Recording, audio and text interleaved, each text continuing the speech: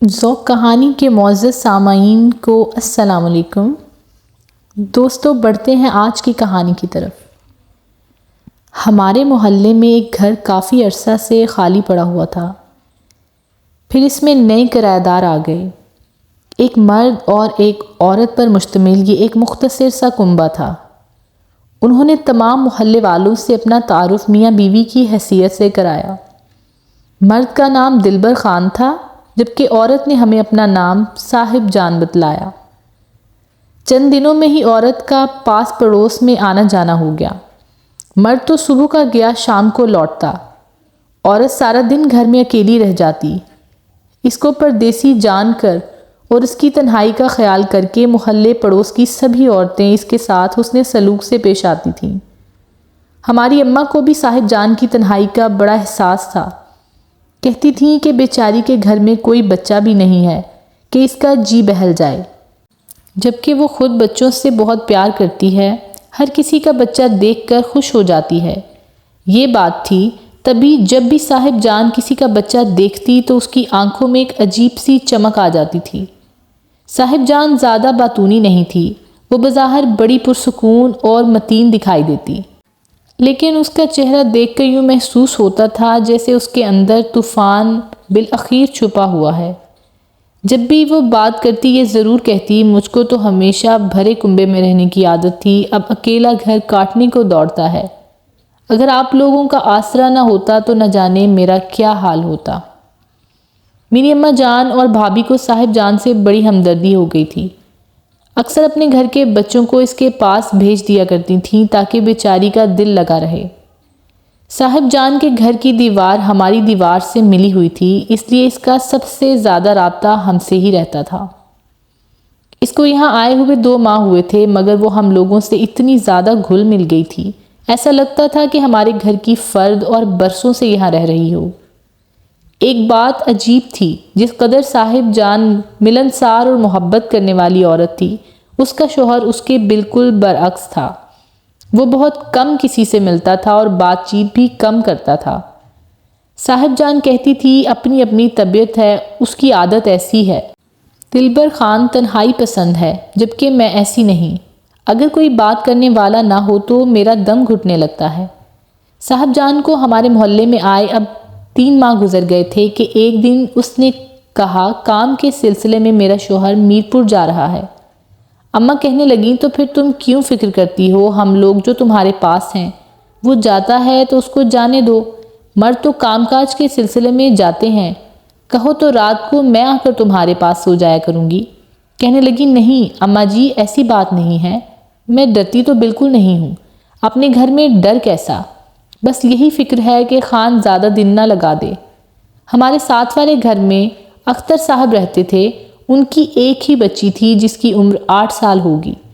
بڑی پیاری اور لاڈلی تھی، اکلوتی ہونے کی وجہ سے گھر والے اس کی ہر خواہش پوری کرنے کی کوشش کرتے تھے۔ صاحب جان نے اس بچی سے بہت پیار بڑھا لیا تھا، جس کی وجہ سے سمرینہ ہر وقت یہی چاہتی تھی کہ وہ صاحب جان کے پاس رہا کرے۔ تھوڑی تھوڑی دیر بعد وہ اس کے گھر جا گھستی اور بڑی مشکل سے واپس آتی تھی۔ صاحب جان اس کو کھلاتی پلاتی، اس کے ساتھ بچوں کی طرح کھیلتی اور اس کا بڑا خیال رکھتی تھی۔ یہی وجہ تھی کہ سمرینہ بھی بہت زیادہ تر صاحب جان کے پاس رہنا پسند کرتی تھی۔ سمرینہ اور میری بھتیجی سائمہ دونوں ہم عمر تھیں، ایک ساتھ اسکول جاتی تھیں اور ایک ہی کلاس میں پڑھتی تھیں، اور دونوں آپس میں اچھی دوست بھی تھیں۔ جب بھی سمرینہ صاحب جان کے یہاں جاتی تو سائمہ کو بھی بلا کر ساتھ لے جاتی۔ دونوں اس کے گھر میں بیٹھی گھنٹوں گڑیا سے کھیلتی رہتی۔ کبھی بھابھی کچھ کہتی تو اماں جان انہیں سمجھا بجھا دیتی کہ دلہن رہنے دو، صاحب جان بیچاری بے اولاد ہے، ان بچیوں کے جانے سے اس کے گھر میں رونق ہو جاتی ہے، اس کا جی بہل جاتا ہے، بہت پیار کرتی ہے وہ ان سے، تم یوں بار بار سائمہ کو آواز نہ دیا کرو، اس کا جی برا ہو جائے گا۔ دلبر خان تو گئے ہفتہ ہو گیا تھا، وہ 3 دن کا کہہ کر گیا تھا اور ابھی تک نہیں لوٹا تھا۔ صاحب جان بڑی فکر مند ہو رہی تھی۔ پھر ہفتہ اور گزر گیا، نہ اس نے کوئی خط بھیجا اور نہ اطلاع ہی بھیجی۔ صاحب جان نے بے حد اداس اور پریشان نظر آئیں۔ اماں سے کہنے لگی کہ 2-4 دن اور دیکھوں گی، اس کے بعد میں خود میرپور چلی جاؤں گی۔ پتہ تو کروں کیا بات ہے۔ صاحب جان سے محلے کے سارے بچے مانوس تھے، مگر سمرینہ اور سائمہ کی تو بات ہی کچھ اور تھی۔ وہ ان پر جان چھڑکتی تھی۔ جس روز صاحب جان گئی کسی کو پتہ نہ چلا، کیونکہ اس کے گھر کا پردہ کھلا ہوا تھا۔ اس روز اسکول میں چھٹی کا دن تھا۔ ناشتہ کرتے ہی سمرینہ ہمارے گھر آ گئی اور سائمہ کو لے کر وہ صاحب جان کے گھر چلی گئی۔ یہ روز کا معمول تھا، اس بات کا کسی نے نوٹس نہ لیا، لیکن خیرت کی بات یہ ہے کہ سمرینہ اور سائمہ کے ساتھ صاحب جان کو بھی کسی نے گھر سے نکلتے یا کہیں جاتے نہیں دیکھا تھا۔ دوپہر تک ہم نے دونوں بچیوں کی خبر نہ لی۔ جب دوپہر ڈھل گئی تو بھابھی نے میرے چھوٹے بھائی سے کہا کہ فیاض جاؤ سائمہ کو جا کر لے آؤ، صبح کی گئی ہوئی ہے ابھی تک نہیں لوٹی۔ صاحب جان سے کہنا اب اس کو گھر بھیج دو، اس نے شام کو قاعدہ پڑھنا ہے۔ فیاض نے آ کر بتایا صاحب جان کا گھر کھلا ہوا ہے اور گھر میں کوئی نہیں ہے۔ بھابھی سمجھی کہ وہ بچیوں کو ساتھ لے کر کسی پڑوس کے گھر میں جا بیٹھی ہے۔ انہوں نے دھیان نہ دیا کیونکہ یہ تو ان کے یا ہمارے کسی کے بھی وہم و گمان میں نہیں تھا کہ وہ بچیوں کو لے کر کہیں غائب ہو گئی ہے۔ شام ہو گئی تو بھابھی نے پھر کہا ارے اب تو جا کر اس کو لے آؤ، بچی رات کے وقت پرائے گھر میں رہتی ہے، یہ تو کوئی اچھی بات نہیں ہے۔ اماں نے بھی محسوس کیا کہ آج سائمہ غیر معمولی حد تک گھر سے باہر رہی ہے۔ وہ خود برقع پہن کر صاحب جان کے گھر چلی گئیں تاکہ جا کر پوتی کو لے آئیں۔ ذرا دیر بعد اماں واپس لوٹیں تو ان کے چہرے کا رنگ اڑا ہوا تھا، کیونکہ صاحب جان کا خالی گھر بھائیں بھائیں کر رہا تھا۔ وہاں نہ وہ عورت تھی نہ بچیاں ہی تھیں۔ سمرینہ کی ماں بھی ہمارے گھر میں بیٹھی تھی کہ سمرینہ صبح سے صاحب جان کے پاس تھی، مگر اب وہاں کوئی نہیں ہے۔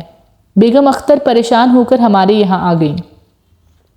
تمام محلے میں دیکھ لیا، تینوں کا کچھ پتہ نہ تھا۔ فکر کی بات تو تھی ہی، بھابھی نہ جیتی تھی نہ مرتی تھی، ہر ایک کی طرف لٹی لٹی نظروں سے دیکھتی تھی اور پوچھتی تھی کہ کہاں گئی ہوگی میری بچی۔ یہی حال سمرینہ کی امی بیگم اختر کا بھی تھا۔ وہ بیچاری تو بھابھی سے بھی زیادہ بے حد بے حال نظر آ رہی تھی۔ اس کی اکلوتی بچی ہی اس کی کل کائنات تھی۔ محلے کے سب بچوں سے پوچھا، ایک نے بتایا کہ سمرینہ اور سائمہ تو خالہ صاحب جان کے ساتھ صبح کی کہیں جا رہی تھی۔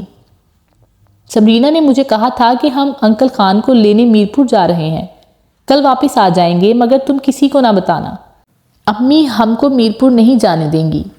سارے محلے والے جمع ہو گئے۔ سب کی یہی رائے تھی کہ اب پولیس میں رپورٹ درج کروا دو، کیونکہ صاحب جان کا کوئی اور پتہ کسی کے پاس نہ تھا اور نہ ہی محلے میں کوئی یہ جانتا تھا کہ یہ کون لوگ تھے، یہاں کے رہنے والے تھے، کہاں سے آئے تھے اور کہاں چلے گئے۔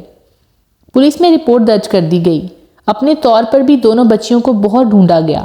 اختر صاحب کے اور ہمارے گھر میں ایک جیسا ماتم برپا تھا۔ پوچھتے پوچھتے ایک پان کے کیبن والے تک پہنچے، جس نے بتایا کہ میں نے صبح کے وقت فلاں حلیے کی عورت کو 2 چھوٹی بچیوں کے ہمراہ یہاں سے گزرتے دیکھا تھا۔ شاید اسٹیشن کی طرف گئی ہو، کیونکہ وہ سڑک ادھر کو جاتی تھی۔ اسٹیشن پر بھاگے دوڑے پولیس بھی حرکت میں آئی، مگر صاحب جان کو نہ ملنا تھا، نہ ملی، اور ساتھ ہی ہماری دونوں بچیوں کا سراغ بھی نہ مل سکا۔ بھابھی سائمہ کو آواز دیتی تھی، مگر پھر مٹھیاں بھینچ لیتی تھیں اور انہیں غش آ جاتا تھا۔ ان کی حالت بہت خراب تھی۔ انہیں ڈاکٹر نیند کے انجیکشن لگا کر سلا دیتے تھے، کیونکہ وہ امید سے تھی اور ڈاکٹر کو یہ ڈر تھا کہ اس صدمہ سے کہیں ان کی جان ہی خطرے میں نہ پڑ جائے۔ بیگم اختر کا حال تو اس سے بھی برا تھا۔ اس کے گھر کی رونق اور آنکھوں کی ٹھنڈک ان کی اکلوتی بیٹی سمرینہ ہی تو تھی۔ ان کی حالت تو ایسی تھی کہ بالآخر انہیں اسپتال میں داخل کرا دیا گیا۔ مدتوں وہ اپنے خواصوں میں نہ آ سکیں۔ وقت کے ساتھ صدمہ تو سہ لیا، مگر بھابھی جان کو صبر پھر بھی نہیں آتا کہ جیسے جیتے جیتے مر گئی ہو۔ سانس چلتی تھی ہر سانس کے ساتھ، مگر یہی آس کہ شاید کبھی ان کی لخت جگر مل جائے۔ دوستو، امید ہے کہ آپ کو آج کی یہ سبق آموز کہانی ضرور پسند آئی ہوگی۔ اللہ تعالیٰ ہمیں ایسی کہانیوں سے سبق لینے کی توفیق فرمائے، اور ایسی سبق آموز کہانیوں کے لیے میرے چینل ذوق کہانی کو سبسکرائب کرنا نہ بھولیے گا۔ ملتے ہیں اگلی کہانی کے ساتھ، تب تک اپنا بہت سارا خیال رکھیے گا۔